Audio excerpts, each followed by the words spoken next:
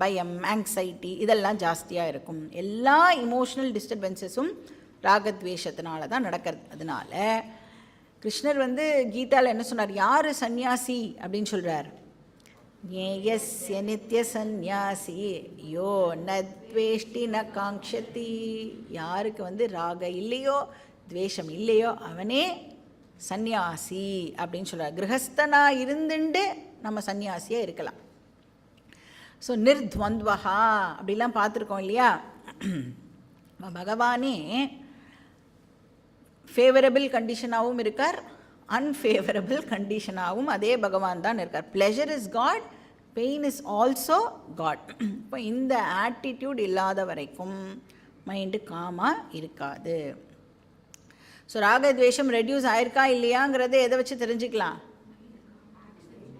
FIR ரிடக்ஷனை வச்சு தெரிஞ்சுக்கலாம்.